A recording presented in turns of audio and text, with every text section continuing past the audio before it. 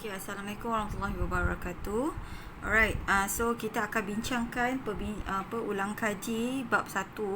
So saya dah bagi tahu semalam tentang video macam nak imbas kembali apa yang perlu kamu pelajari lah dalam bab 1. So bab 1 tu kamu belajar integer kan. Kamu belajar apa itu pecahan integer positif negatif, apa itu pecahan positif negatif, perpuluhan positif negatif, gabungan operasi dia dan nombor nisbah. So kita tengok pada soalan yang pertama iaitu muka surat 5 tu. Okey, so bulatkan jawapan yang betul. So kat sini dia gabungan operasi. So kita darabkan dahulu. Okey, kita darabkan 2/3 dengan 2.04 tu lah. Okey, awak darabkan dapatkan nilai, kemudian yang ni pun kamu boleh bahagikan. Okey, tapi kalau dalam exam, kalau dia bagi soalan objektif, okey, kamu boleh terus tekan calculator. Okey, so maksudnya kamu akan tulis buat bracket, okey. 2. Ingat kalau perpuluhan 3. Okey. Lepas tu darab dengan buat bracket negatif. Okey, kemudian 2.04. Okey, tutup kurungan, tambah. Okey, kemudian pasang kurungan negatif 7. Okey, bahagi. Alright, kemudian pasang kurungan lagi, letak negatif 5. Letak pecahan adalah ABC itulah. Kemudian 19. Kita tutup kurungan. Kemudian kamu tekan sama dengan. Okey, so bila tekan sama dengan, kamu akan dapat 25.24. Samalah. Okey, itu cara pantas lah kalau kamu diberi soalan objektif. Okey. Alright, kemudian untuk 28 pun sama, tapi di sini saya tunjukkan jalan kerja lah. Di mana 5/12 kamu boleh tulis dahulu sebab kita nak, kalau kat sini operasi darab kan. Jadi kita akan selesaikan darab dahulu. So yang ni kamu boleh guna calculator. So negatif 5/2/3 and then kamu tekan calculator, kamu akan dapat negatif 5/1/4. Alright, kemudian untuk soalan nombor 1. Okey, dikatakan bulat integer daripada senarai nombor di atas. So bila saya kata integer, bermaksud nombor itu bukan perpuluhan, bukan pecahan. So ini yang saya bulat ni adalah semua nombor integer, terdiri integer negatif. Okey, so dengan menggunakan garis nombor susun mengikut tertib menaik. So dalam integer, okey, walaupun nombor ni besar tapi disebabkan negatif, maka nilai itu adalah nilai yang paling kecil. So kamu akan ambil negatif 9, negatif 8, negatif 5, negatif 4 dan negatif 1. Okey, kemudian untuk nombor 3, saya tulis 3 lah. Okey, untuk nombor 3 diberi P negatif 11. Q ialah 4 lebih besar daripada P dan R ialah 2 kurang daripada Q. Cari P dan R, P plus R. Tapi sebelum itu kamu kena dapatkan dahulu apa nilai Q. Disebabkan dia kata Q adalah 4 lebih besar daripada P, maksudnya negatif 11 tambah 4 iaitu negatif 7.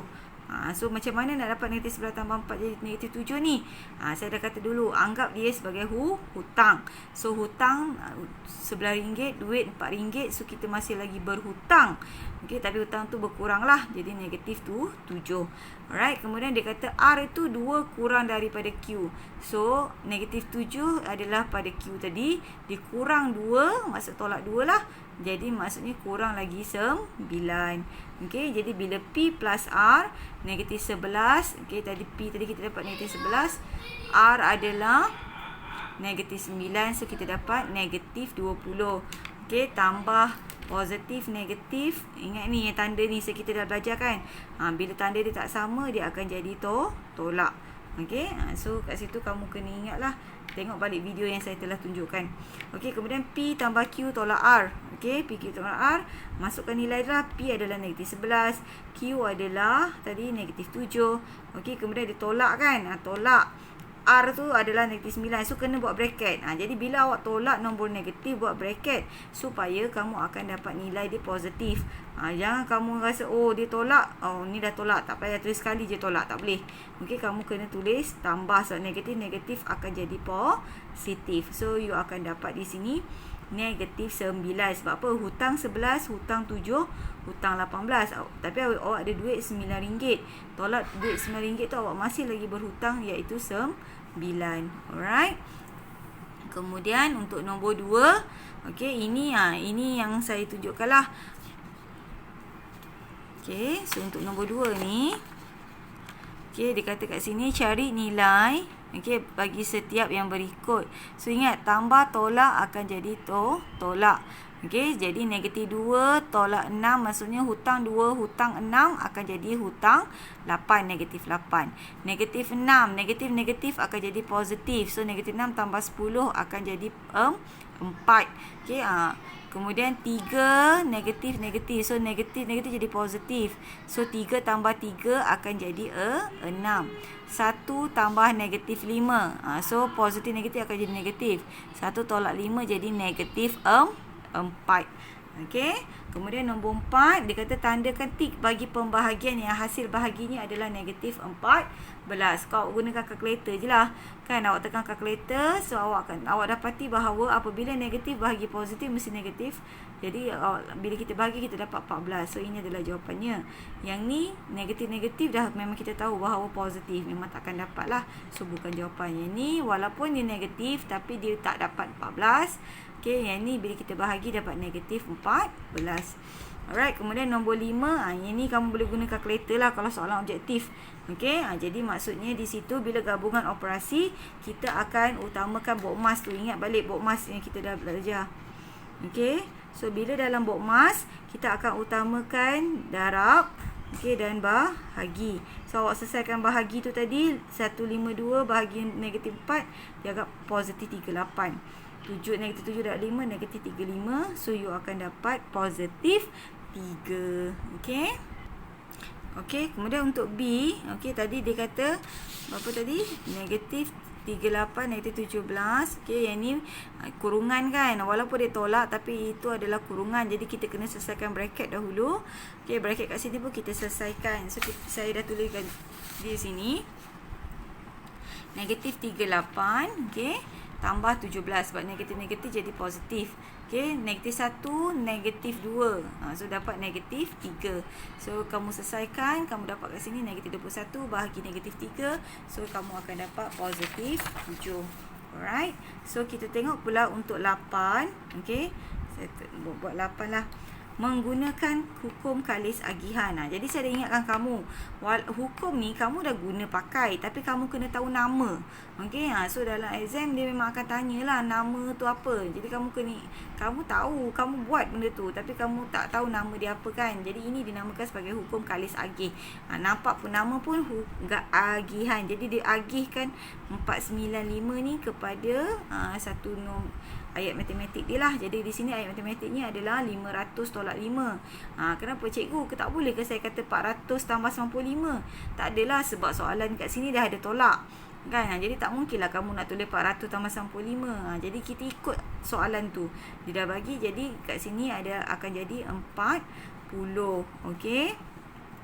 Sorry, kat sini silap ni, bukan 40. Okey, jadi 500 tolak 5 jadi 495. Okey. Okey, dia agihkan di situ. So 8 kali 500 akan jadi 4000. 8 kali 5 akan jadi 40. So kita dapat kat situ 4000 tolak 40, 3960. Okey. Alright, kemudian untuk soalan nombor 6. Okey, untuk soalan nombor 6, tandakan tik bagi langkah pengiraan yang menggunakan hukum operasi asas aritmetik betul. Jadi kalau kita dah belajar ada 4 jenis hukum, okey. Jadi yang di sini adalah, kalau awak lihat ni tak ada kaitan pun. Tak betul pun, salah. 13 tolak 5 tolak 4 tak sama macam ni tak sama. Okey, jadi kita tak boleh kata ia hukum asas aritmetik. Okey, yang ni pun sama, tak betul lah. Okey, jadi Yang betul adalah 7 kali 9 kali 6 ni kita tukarkan. Ini dinamakan sebagai hukum kali sekutuan. Okey, manakala yang ni juga ini dinamakan sebagai hukum kalis agihan. Kita pecahkan dia atau kita kumpulkan dia. Okey, itu dinamakan agihan. Okey, sekutuan ni kita pusing-pusing je. So saya harap kamu fahamlah. Alright, kemudian nombor 9, okey, dia nak tandakan dalam garis nombor. Jadi kamu, macam saya dah pesan dah sebelum ni, dalam garis nombor, okey, kamu kena samakan penyebut. Bila samakan penyebut, okey, kamu akan tahulah mana yang bila dah kamu tahu nak tentukan mana yang paling besar, mana paling kecil. Jadi kat sini kalau awak lihat 0 hingga 1 ni, ada berapa senggatan dia?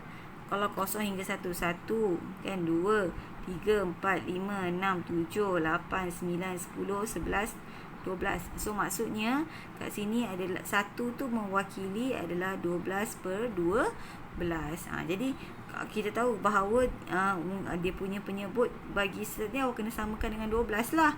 Jadi bila awak samakan 12, kamu tahulah kat mana kedudukan yang betul. Okey? So saya harap membantu kamulah. Alright. Kemudian untuk nombor 7, okey, buat pengiraan efisien menggunakan hukum operasi asas aritmetik. So ini adalah juga hukum kali sekutuan. Sebab apa? Dia satu ayat bertambah je, tapi dia terbalikkan. 117 tambah 33 dulu. Okey, 46 tambah 54 pula. So kita dapat 150 tambah 100 jadi 250. Yang ni darab. Kat sini kalau awak tengok 111 darab 40 kan. Jadi tapi dia bawa 7 kat sini. So 7 tu 11 darab 7, 40 kali 25, 77,000. Okey. Alright, kemudian untuk nombor 10, okey, ini kamu boleh guna kalkulator lah. Tapi kat sini walaupun kita boleh guna kalkulator, tapi kita kena faham juga konsep bookmas tu, di mana ni operasi tolak, ini operasi bahagi. Kamu selesaikan dahulu bahagi, okey, sebab kita nak bagi jalan kerja. Tapi kalau soalan objektif tak ada masalah lah. Objektif awak terus silah tekan kalkulator kan. So yang penting awak kena tahu tekan kalkulator. Okey, so kat sini kamu akan dapati 1/6. Okey, kemudian tolakkan dia dapat 5/12. Okey, so saya tunjuk jugalah guna kalkulator kalau awak tekan kalkulator terus kan. Okey, so 7/12, kita letak bracket lah nak selamat. 7/12. Okey, tolak. Okey, kemudian buat kurungan negatif 3/8. Okey, kemudian bahagi. Kemudian tekan bracket lagi. Ni pecahan bercampur kan. Nombor bercampur. So tekan negatif 2 ABC 1 ABC 4. Okey, so tutup bracket. Tekan sama dengan. So kamu akan dapat juga 5/12. Jadi kena tahulah tekan kalkulator. Okey. Okey, untuk 11 pula, dia kata berdasarkan garis nombor tu, nyatakan nilai-nilai bagi K, M dan N dalam bentuk perpuluhan. Okey, awak nampak tak kenapa saya bahagikan ni? Kerana dari 5 sampai ke 4 dia satu unit. Tapi satu unit tu okey mewakili 5 senggatan. 1 2 3 4 5. So kita dapati bahawa satu senggatan ini membawa kepada 0.2. Okey, so bila awak kena tahu yang tu. Macam negatif 6 dengan 5 pula, dia satu unit, tapi satu unit mewakili 2 bahagian saja. So maksudnya satu bahagian tu mewakili 0.5. Okey, manakala dari negatif 6 ke negatif 7 dia ada 4 bahagian. Jadi bila 4 bahagian, 1 bahagi 4 bahagian dapat 0.25. Okey, bagi setiap satu senggatan. Jadi bermaksud, dan awak kena tahu makin lama ke kiri nombor itu semakin kecil. Okey, walaupun nombor tu besar, tapi sebenarnya nilai dia kecil. Alright, then you akan dapati di situ untuk K, okey, sebab 0.25 kan, negatif 6.25, negatif 6.5, negatif 6.75. For M, okey, sebab dia 2 je, so kita kata 5M adalah negatif 5.5. Manakala untuk N pula, sebab dia 0.2, negatif 4.2, negatif 4.4, negatif 4.6. So 11 itu adalah jawapan dia lah. Alright, kemudian untuk 14 pula, ini adalah gabungan operasi kelas. So maksudnya kamu boleh combinekan dia. Okey, combinekan dia. So maksudnya combine. Maksud kamu kena ikut priority-nya lah. So yang ni darab, ini bahagi, dan you selesaikan satu persatu, or else you, kalau soalan ni objektif, kamu boleh tekan calculator terus, then you dapat 23.5.